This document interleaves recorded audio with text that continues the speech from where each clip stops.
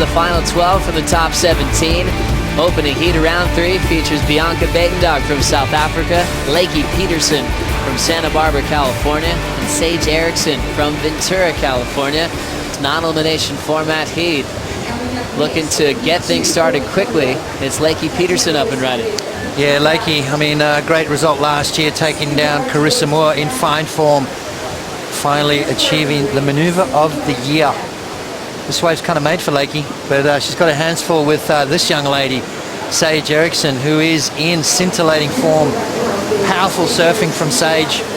Just that forehand attack and just goes down that last turn there, but Sage not pulling back at all.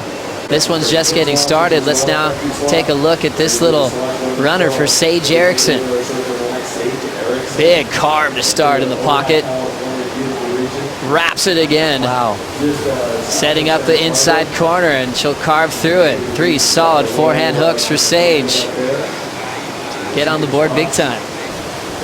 Watch these turns, Joe. Just drives off the bottom, hooks that one right in the pocket right there, and again backs it up with another solid maneuver.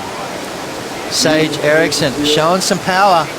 She's going to have to. She's got Lakey Peterson and Bianca Buitendag, who really can lay it on the rail as well.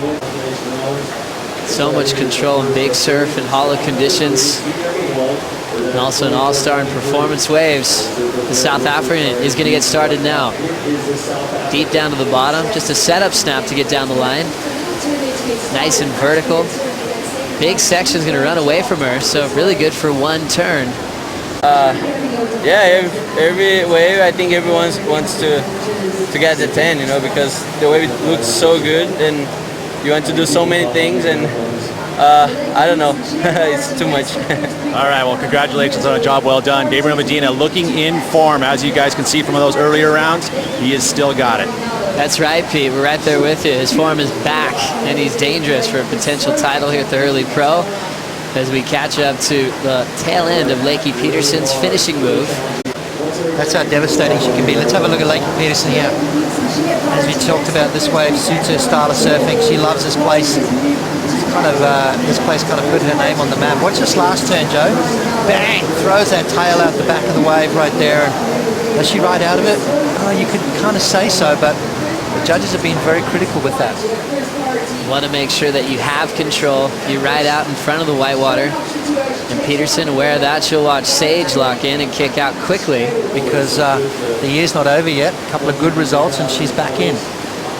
That's right, plenty of options to go here. The tour kept getting better for the women in the last couple of seasons with the WSL coming on, bringing this event on.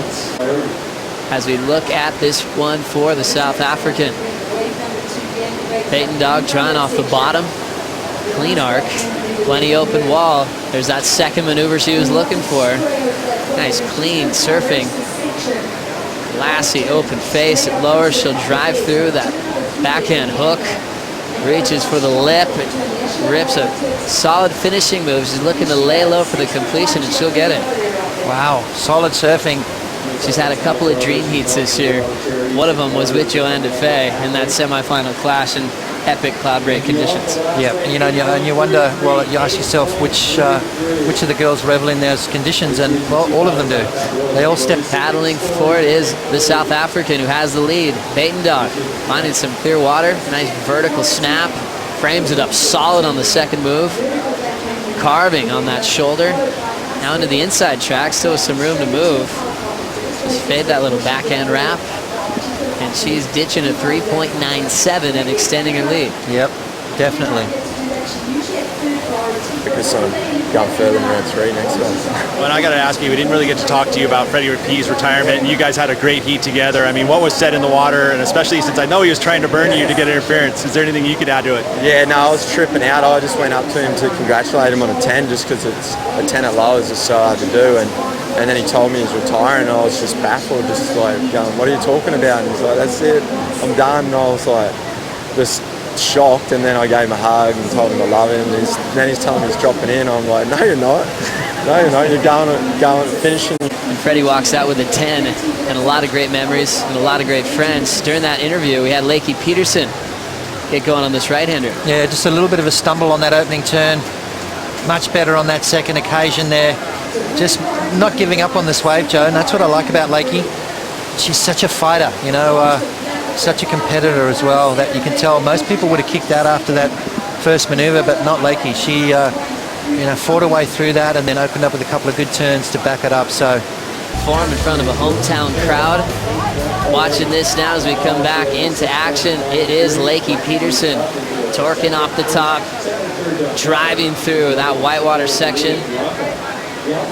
Fun looking two-turn combination and lowers for Lakey. And a 6.93 for it.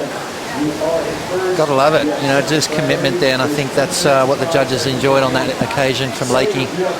You know, it's not a matter of how many maneuvers you do, it's the quality of the ones you do, and I think sometimes with this lowest setup, you know, the wave is sometimes so long that you kind of get caught up trying to do too much on it. I think if you back off a little bit and focus on 2 or 3 solid maneuvers and complete them properly, I think you'll get those big score. Watch this last turn right here.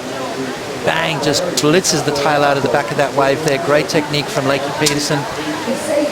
As we look back to Sage Erickson now, drawing into a big section. Comes out with a lot of speed. Big hook with a slide to extend it. She'll fit in one more turn through the whitewater. Clean trim for the finishing move.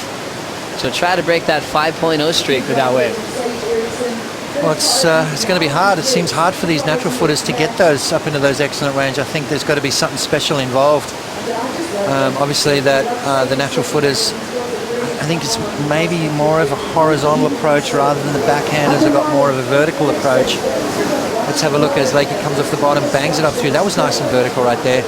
Right here, just mixing it up. Beautiful carve back into the power source, and then finished off with a bit of a floater type maneuver. As you said, looking to try and break that 5-point range score. Running out of time though, 8 minutes remaining as Lakey makes her way back out into the lineup. If you look at just such a solid group of young guns, being the best surfers in the world. Here's Buitendag going down on the rebound on the backside wrap as we hit the 7-minute warning. That's what you've got to do at a high level. The surfer that makes the least amount of mistakes is going to find themselves, you know, coming out on top. Lakey, a little bit more aggressive. You can see the approach she's got, banging that tail out the back of the wave and just trying to get that little bit more aggression involved. Sage Erickson's been on fire as well, but at the moment it's all about Bianca.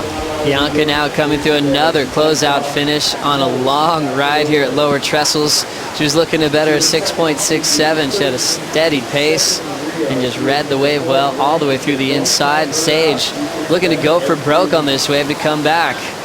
Winds up, high line carve, pushing off the bottom. Nice wrap for Erickson. He's got a lot of board speed. Looks to jam the tail into the closeout section, letting it all hang out. Erickson trying to make a big statement for that finish, hoping for a 7.61 for the lead.